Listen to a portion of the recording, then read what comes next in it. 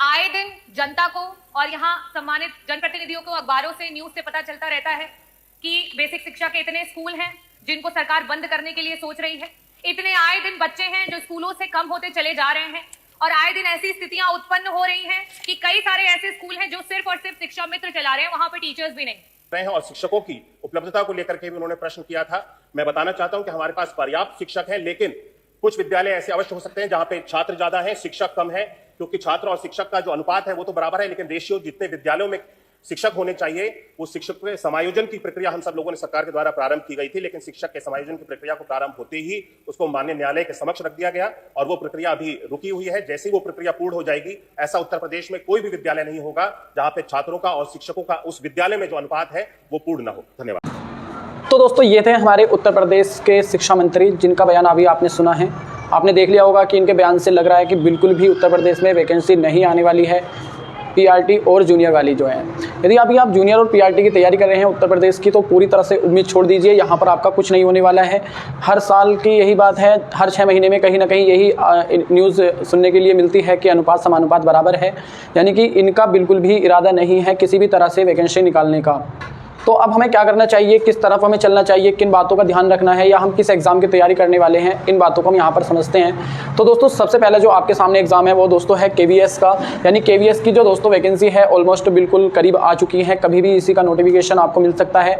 मार्च में दोस्तों इसका नोटिफिकेशन आने के चांस बहुत ही ज़्यादा हाई है, इसलिए केवीएस की तरफ आप अपना जो है ध्यान ज़्यादा लगाइए, क्योंकि एक बहुत ही अच्छी जॉब ये है। अगर आप केवीएस में जॉब करेंगे तो आपको बहुत अच्छी सैलरी और फैसिलिटी जो है दोस्तों मिल जाएंगी।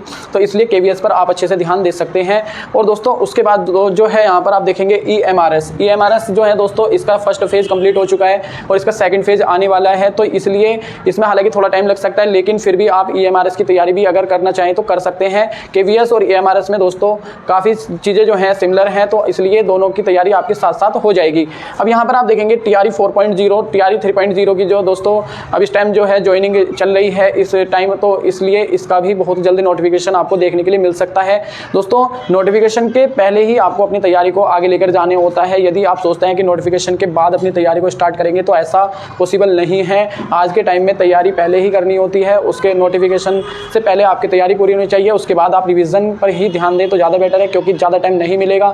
केवीएस में अगर आप देखेंगे पिछली बार जब केवीएस हुआ था, जिस टाइम नोटिफिकेशन जो है क्लोज डेट आई थी, तो उसके 90 और 20 डे के अंदर ही एग्जाम जो है दोस्तों करा लिया गया था। इसी तरह से टीआरई 3.0 जो है फर्स्ट टाइम जब हुआ था, तो दोस्तों उसका भी एग्जाम बहुत जल्द 15-20 दिन में ही अनाउंस कर दिया था। हालांकि वो लीक हो गया था, उसके बाद उसका री एग्जाम कराया था। तो दोस्तों इस तरह से अगर आप देखेंगे नोटिफिकेशन के बाद ज़्यादा टाइम नहीं मिलने वाला है। जिस भी एग्जाम को आप टारगेट कर रहे हो तो जल्दी से जल्दी मतलब उस एग्जाम का सिलेबस आपको कंप्लीट करना है। इसके बाद आप देखेंगे यहाँ पर जो फोर्थ है वो दोस्तों रीट मेंस है। इसकी तो लगभग एग्जाम डेट आ गई है। रीट का यदि आपने प्री दिया है तो इसका मेंस जो है दोस्तों नवंबर-दिसंबर में होने वाला है, यानी कि वो वहाँ के जो मंत्री हैं उनका बयान आ गया है कि नवंबर-दिसंबर में हम इसका जो एग्जाम है वो करा लेंगे। तो इसलिए रीट मेंस का भी आप अच्छे से तैयारी करना चाहें तो उसका तो आपको बिल्कुल एग्जैक्ट टाइम मिल गया है कि काफ़ी ज़्यादा टाइम है, इतने टाइम में आप आराम से उसकी तैयारी कर सकते हैं।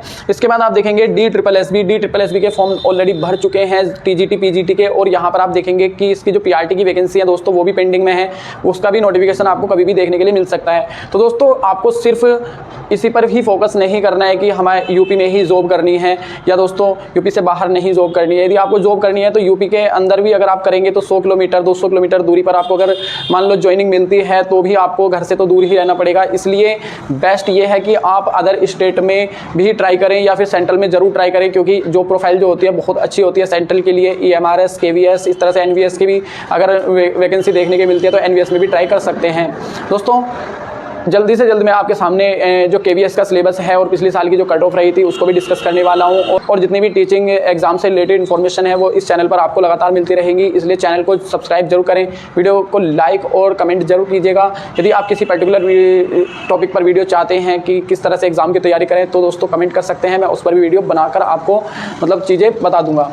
दोस्तों मिलते हैं अगली वीडियो में, तब तक के लिए जय हिंद, थैंक यू।